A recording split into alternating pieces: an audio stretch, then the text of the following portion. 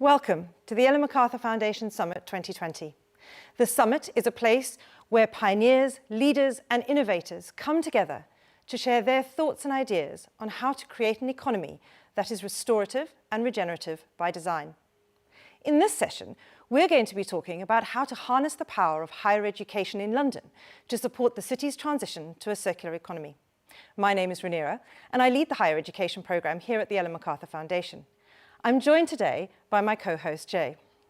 Hello, everyone. I'm Jie. I'm also part of the learning team at the foundation. I look after all the work we're doing with London universities. So today, we will be speaking to a range of universities from London, as well as London Waste and Recycling Board. We will be discussing about why we're focusing on London and why the higher education sector is so powerful in leading the transition. Rhaenyra, could you please give us a bit of context before we introduce the rest of the panel? Absolutely, G. I think as we all know, the higher education sector is incredibly influential and touches and can take forward the circular economy in a number of different ways. We look at the way that they teach, for example, training the current and future generation with the right skills and knowledge that they need to be able to help business transform towards a circular economy. It's the research that they do to support business and industry innovation that is also really, really important. Increasingly, we're seeing universities and how they manage their campus activities in a circular way as being a place where students can then see the circular economy in action. And talking about students, obviously, particularly in London, there are over 500,000 of them. So the kinds of actions and activities that students engage with are equally important in the transition to a circular economy.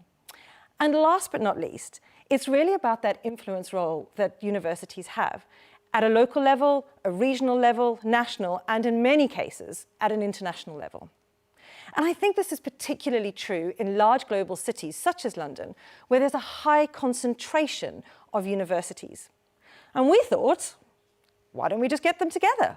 Let's bring them into the room together and actually see how we can get the sector to work together to support London's ambitions. And that's exactly what we did. So over the course of 3 meetings, we've engaged with over half of London's universities. We've understood what they're doing in this space. We have encouraged them to engage in projects in the circular economy space. And we are really excited about how we can mobilize the sector over the next coming years in partnership with the London Waste and Recycling Board to be able to drive this forward. So today, we're really delighted to be joined by 3 different universities, 2 of whom we know well, and 1 whom our viewers might not know because they haven't even opened yet, a new university in London. How exciting. So we'll be joined by Raymond Bleichwitz, who is the director of the Bartlett School of Environment, Energy and Resources at Imperial College, London. We'll be joined by Charles Joly, who is the head of environmental sustainability at the London School of Economics. And we'll be joined by Marielle van der Meer, the Director of Partnerships at the new university called the London Interdisciplinary School. We're also going to be welcoming James Close, who is the Head of Circular Economy Programme at the London Waste and Recycling Board. Welcome to all our guests, and thank you for joining us. So let's start with you, James. You've worked as the Director for the Climate Change at the World Bank, and now you are the Head of the Circular Economy Programme for London. So from your experience, could you tell us a bit more why the circular economy is so important in the shift to a low carbon future in London? Well, good morning, everybody. Good morning, Jean. Good morning, Rhaenyra. And thank you very much for inviting me on to this discussion. And thank you very much for that question. I think it's interesting because I've taken the view, if you like, of the global perspective from the work that I did at the World Bank. And I was lucky enough to be there in Paris for the Paris Agreement, which is one of the great highlights of my career, but also watching Donald Trump pull out of or set his indication for the US to pull out of the Paris Agreement in the Rose Garden when I was in Washington in our World Bank offices. And so you see the power, but also the limitations of global agreements on climate change. And I think the opportunity we have is to take the framework that the Paris Agreement has given us and look to use the construct to ratchet up climate action And in the UK, we do that through our nationally determined contribution.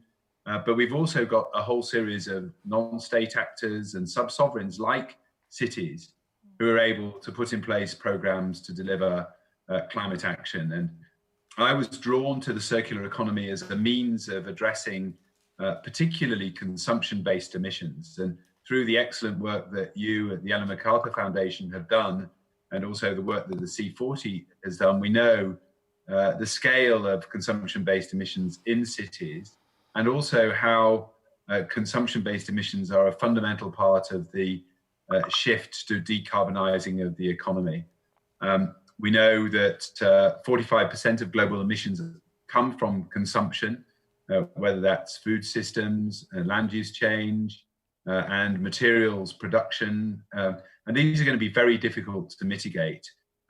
We've seen the progress in renewables and how they can reduce the energy intensity of electricity production, but we have to reduce the amount of consumption that we produce. And we talk a lot about net zero, but unless every country is at net zero, we'll still have the challenge of dealing with the residual emissions, the imported emissions from the production that come from those countries that are on a slow pathway to net zero. So I think we can do something really material about addressing climate change through the application of the circular economy. And I think cities are a great scale on which to do these things. And I think partnership with universities is essential to this process as well. And we had some amazing partnerships with the World Bank, and it's fantastic to see London universities coming together to build their capability and to demonstrate the knowledge that they have and the way that they can attract the next generation to be real activists for this low carbon circular future that we all aspire to. That's fantastic.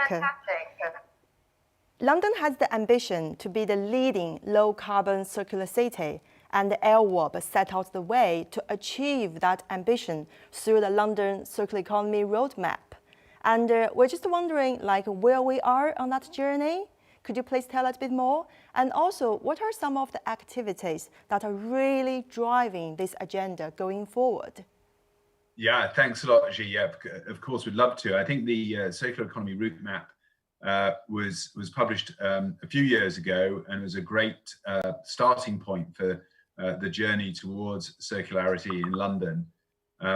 And we've updated that through the London, the LWOB business plan, which we had agreed by our board in March of this year. And that sets out our ambitions to use the circular economy to address consumption-based emissions reduction. We started to get a pretty good analytical framework around doing this. We know, for example, that there's 110 million tons of consumption-based emissions in London, and we know roughly where they come from. It's about 15% of that comes from food, a significant proportion from the built environment. For example, and we have programs within our business plan that address those areas specifically. And we're using this combination of on-the-ground proof of concept activity with an analytical framework to update the route map to really identify some of the major policy interventions that we can make within London that can accelerate that pathway to London being not just a net zero city, but actually a real zero city. And we've got ambitious targets around that coming from the mayor, and we're delighted to be part of the collective efforts around it. And certainly, probably the longest time in a meeting that we've not mentioned COVID, but COVID and the green recovery is also helping us focus our minds on some of those activities. So that's where we are in London, Ji. That's brilliant. Yeah, we will come back to you in a bit, James. And Renera, how about we hear some stories from the universities? Absolutely. Thank you, James. I mean, I think you've set a really, really great context for London and why low carbon and the circular economy is so important. I'd like to bring in Raymond from UCL. So Raymond, if you are out there, if you can turn on your camera and join us. Is Raymond out there? Hi, Raniera. Oh, hi, there you are. Hello. For a Hi, moment. everyone. Hi, Raniera. Hi, Jay. Hi. Good to see the two of you, and indeed, hello to everyone. Thank you, Raymond. So just listening to what James has said, I mean, he was really setting out some of the reasons why universities are so important, not least of all those fantastic young minds that you get to shape all the time and the experiences that students have. UCL and the foundation have been working together for a long time. You were a pioneer university, you're still one of our members. And so we've done a lot of work together. But I think for this particular session, I'd really like to focus on the work that you do in research. So can you give us some examples around how research in the circular economy is being applied at UCL and how some of those topics are identified? Absolutely. Thank you, Reniera. Well, some of us attended actually the workshop you've been doing the other day, and the need to have more evidence-based studies showing the benefits of a circular economy. This is what we do. So we are running a macroeconomic model called UCL Engaged. We started to work with Chinese partner on their steel production, and then we modeled the shift to a circular economy on steel, with all the implication it has for the energy inputs going into steel production and the developing world. If anything changes in China, it has repercussions. The result is that there will be benefits in the order of $900 billion accumulated by the year 2030 for China alone, despite losses in primary production, as you can imagine. And there are benefits for the majority of the developing countries because there will be more steel available, and this drives prices down, which indeed helps them meeting the SDGs. So this is just but one example of the work that we are doing. We also have been publishing a journal article in Nature on globalizing the circular economy, because we consider ourselves as London Global University. Besides, we believe in multidisciplinarity, and this being like a major part of the journey to a circular economy. We have a circular economy lab here with some 50 researchers being active together with you. That's being organized by my colleagues Julia Stegemann and Teresa Domenech. So that's indeed pretty nice, but practicing what we preach. You mentioned the campus activities.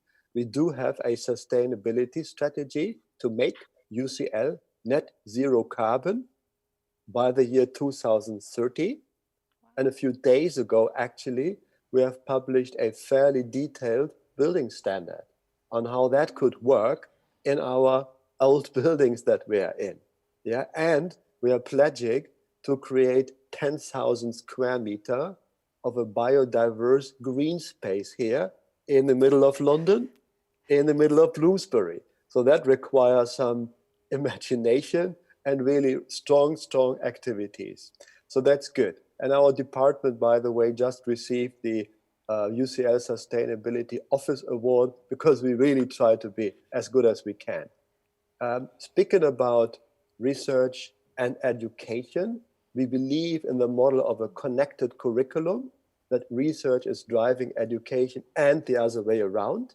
So we have created and are running a master program on sustainable resources, besides a number of other master programs, for instance, on energy and on building. So this one on sustainable resources is very much about a circular economy and training, giving the knowledge and sharing it with the next generation. So we are currently some 60 students enrolled, and one of them actually has been amazing in working together with James and LRAP to create a food map, a material flow analysis for the food flows within London. And I can try to show it up here, and you will probably not really be able to see much of it. So just take it as a case that with those sort of work, where the tools developed here and the knowledge that we have been providing then enables us to work with the data and then track the food flows and track where the waste come from, to then be able to work with people on the ground to reduce the food waste and create a circular economy in food. So we are active on the energy side, we do the macroeconomic assessment, and we truly believe together we can make it even better. Thank you. Thank you, Raymond. I mean, the breadth of activity at UCL is always astounding, and a big thank you, and you know, from us and from LWARB for UCL stepping up when we put out a request for researchers to come and support LWARB in working with their data. And I'm sure that we have room for a number of other universities to come forward in that space. Definitely, yeah. And I think we all get a bit of flavor of that type of research UCL has been doing, and we definitely look forward for that piece of research get published. So next, I'd like to welcome Charles Jolly from London School of Economics. Could you please switch on your camera and unmute yourself? There you go. Hey, Charles. Hi, Jay. Hi, Reniera. Hi. So LSE has just recently joined our network and is our newest members. And we're so delighted that you've joined us. Yeah, great, brilliant. So you might have already watched the session, a brilliant interview between my colleague Josh and Lord Nicholas Stern, who is the chairman of the Grantham Institute for Climate Change at LSE. So turning the question to you, Charles, we've talked about the Sustainable LSE strategic plan. So in a bit, we will bring up a picture to illustrate the 6 points embedded in that plan. Could you please tell us a bit more? What is the plan, and why circular economy plays a very important role in the university going forward? Thank you, Jay. I think it's echoing the word from Raymond that it's really important to make the economic case for sustainability, and it's something that the Ellen MacArthur has done incredibly well, promoting circular economy as a concept, and something that LSE is really keen to support. And yeah, watching Professor Nick Stern yesterday from our Grantham Research Institute for Climate Change, he was really articulating why the pathway to a strong economic recovery needs to include sustainability. And actually, sustainability is probably the only pathway. And that's why sustainability is really important to LSE and is part of our ambition as a world's leading university to shape the world for the betterment of society. So, recognizing the fact that we are facing a climate crisis and enormous environmental challenges, LSE has developed a new sustainability strategic plan, which it will launch in October. And I think you will see on the screen, we've identified 6 key areas of focus to leverage our impact to shape the world to be more sustainable. And obviously in there, the things like our education, our research, but also collaboration. And that's why for us, collaborating more closely in partnership with the Ellen MacArthur Foundation and a member of this network made so much sense. And it's something we had really incredible support for from our academics, our students who are really keen on the concept of sustainability and circular economy, and our directors. So we're really delighted to be part of the Ellen MacArthur network and to explore loads of different opportunities for collaboration that we have identified already. Thanks, Charles. It's lovely for you to join us. You talked about identifying those opportunities. Can you give us a flavour of just how you see this rolling out practically? What are those practical circular economy intervention points that you foresee at the London School of Economics? Yeah, thank you, Reniera. Well, LSE is already conducting a range of activities on circular economy themes, and some of those are already listed on the LSE profile on the Ellen MacArthur higher education section of the website. And that includes, for instance, circular economy modules in some of our environmental sciences courses. At LSE, we do have a Department of Geography and Environment. But I think going further, our ambition is to take sustainability out of its niche or ghetto. And we want to really embed sustainability across our curriculum. And concepts such as circular economy are relevant to all disciplines. And that's why we want to really expand the reach of circular economy concepts across our curriculum. And then when it comes to our research, LSE, through its Grantham Research Institute for Climate Change and Environment, is already advocating for circular economy, and that's something Nick Stern has been very active on. And we want to do more collaboration on circular and research. And I know there's already interesting discussions going on between EMF and our LSE cities, who are really world leading on sustainability and the built environment. So really some exciting collaboration there. And I think that's the key, is kind of connecting the dots and really, actively trying to identify those opportunities and making the most of them.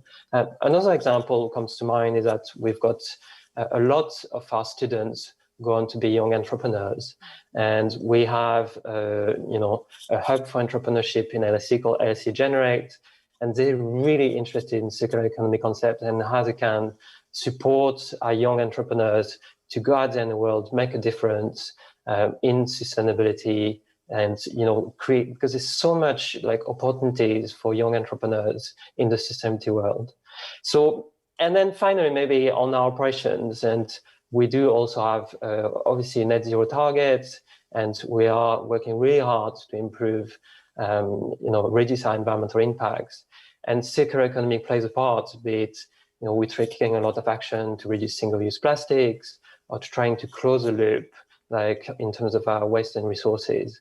So it's trying to look at all those different angles. Thank you so much, Charles. I mean, I think both you and Raymond have used the words interdisciplinary, you've used the words collaboration.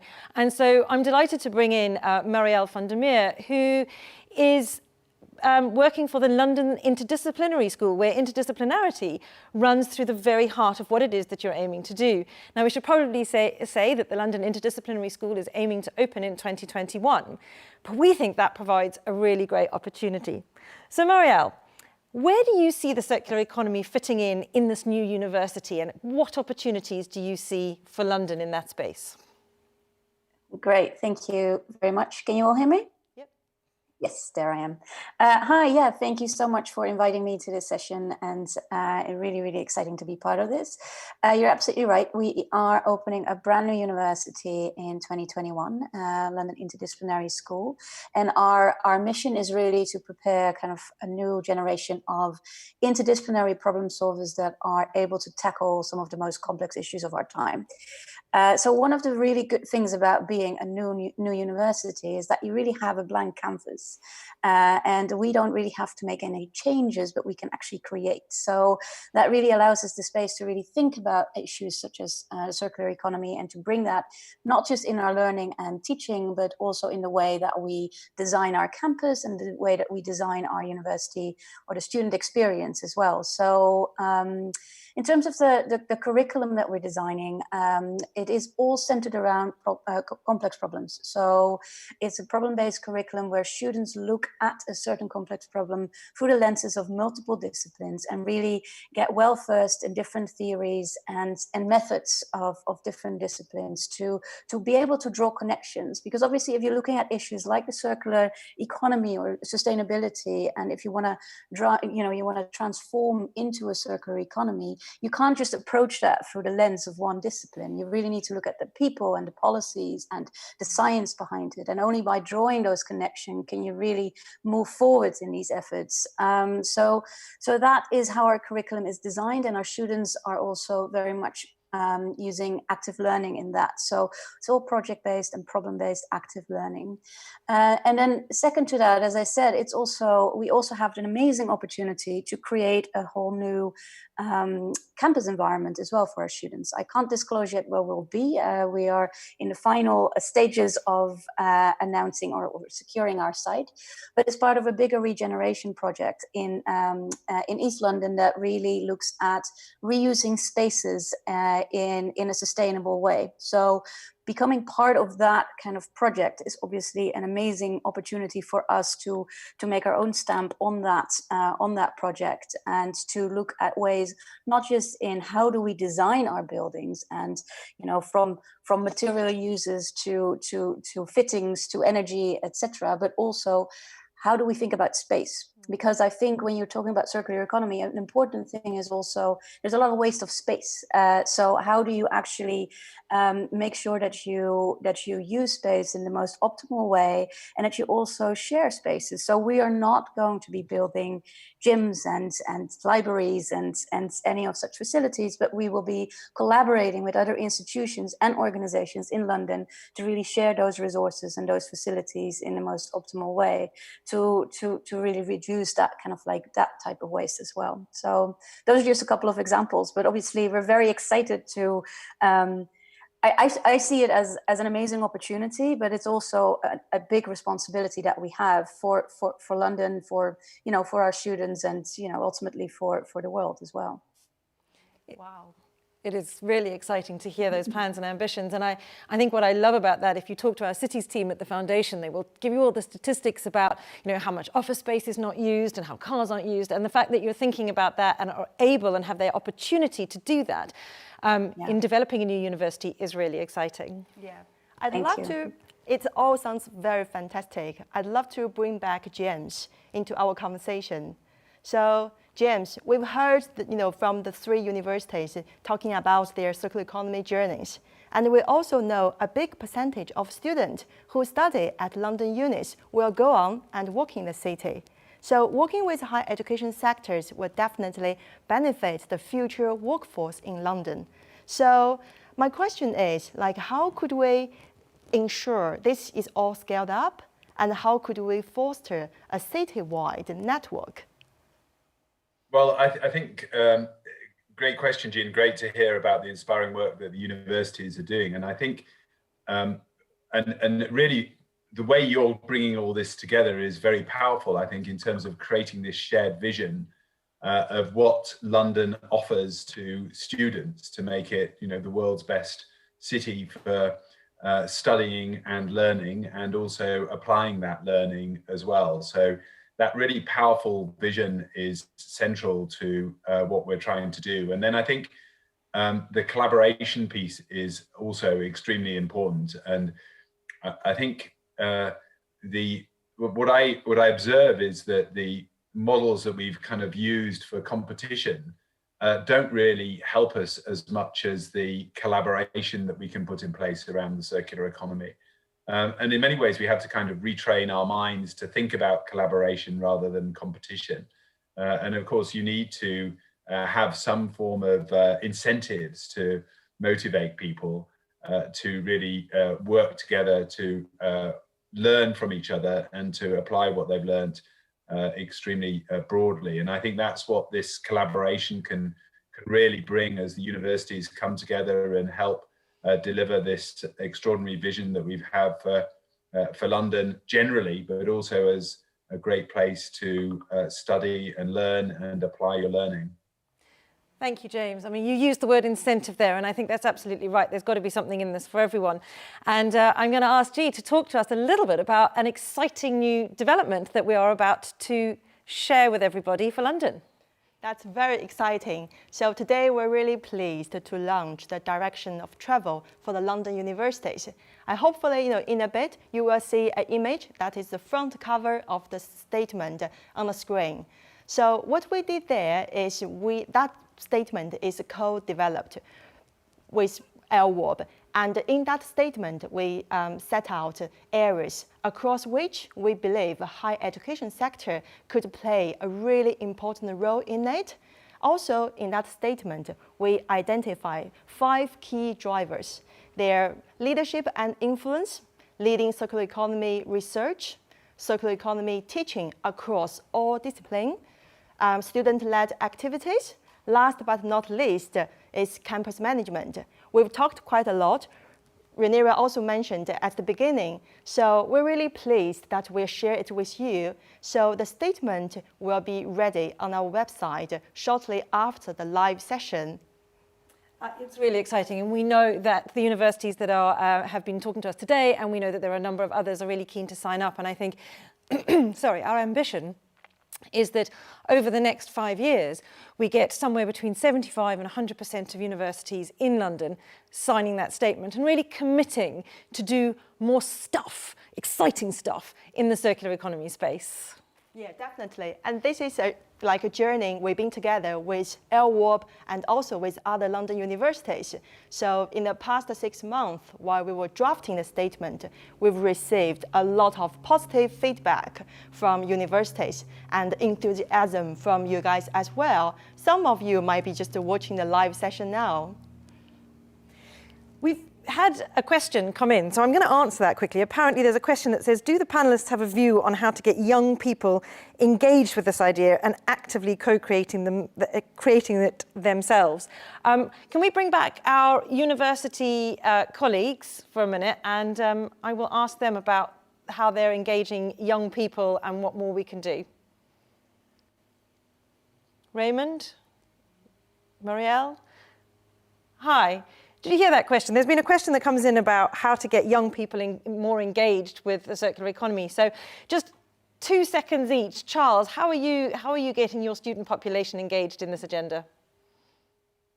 Well, to be honest, like the students are already extremely well engaged on those topics, including circular economy. So I think it's more a case of like the role university is creating opportunities for them to be able to get involved and opportunities for them to make a difference and to make an impact. And this is something which LSE is really keen to do, and we've got different mechanisms in place to do that. So for instance, we've got a Sustainable Projects Fund, which allows students to bid for funding to put projects into place at LSE to improve environmental sustainability. And we've got a number of other ways. So for instance, we've got students' representation on some of our key sustainability committees right across the school. So yeah, I think for me, it's about like creating those opportunities for the students, because to be honest, they already got the engagement and the motivation.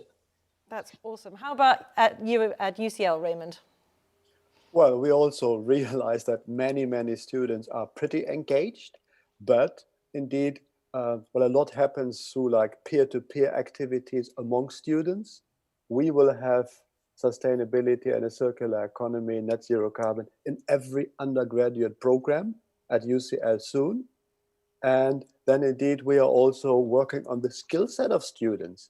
That it is not only about data analytics and challenges and problems and barriers, but really about solutions and being able to articulate solutions, give recommendations, and have an evidence base on what can be done is also an important part of our curriculum.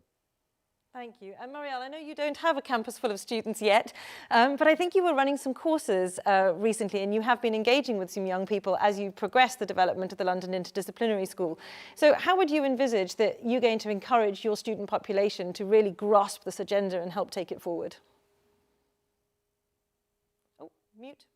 Sorry, that's a great question. So I think, again, stressing that opportunity that we have of our blank campus and really starting to create the experience, we will be soliciting, and we are already soliciting input from students around issues on sustainability and the circular economy as we are thinking of developing our campus. So I think the most powerful tool of building a new university is that you can build it together with students and really embrace student-driven and student-led initiative in that space.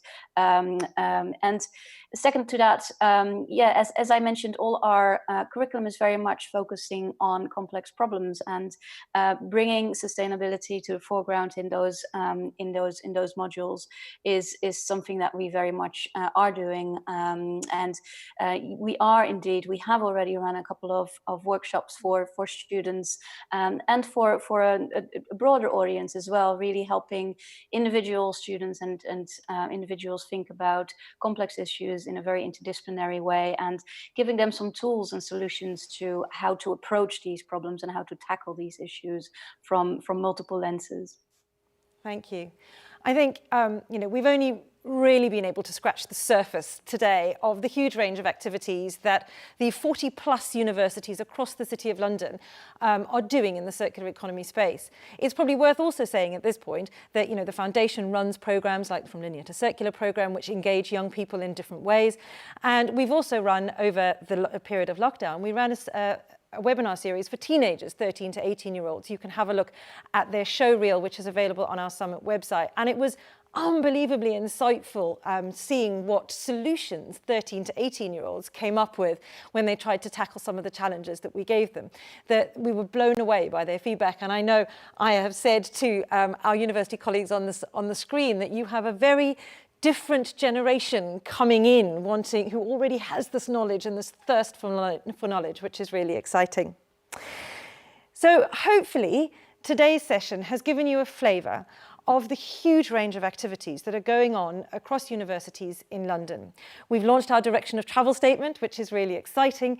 And for any London universities out there who are wanting to sign it, please do get in touch because, like I said, we really want to engage as many of you as possible in supporting the city's ambitions to become net zero and to also become a circular city. So thank you very much for watching the session today. We hope that you are going to be able to check out many of the other sessions that are available on our website. And last but not least, I'd really like to thank our 4 panelists and my co-host G for joining us today for what has been a really, really inspiring conversation around the role that higher education plays in the transition to a circular economy.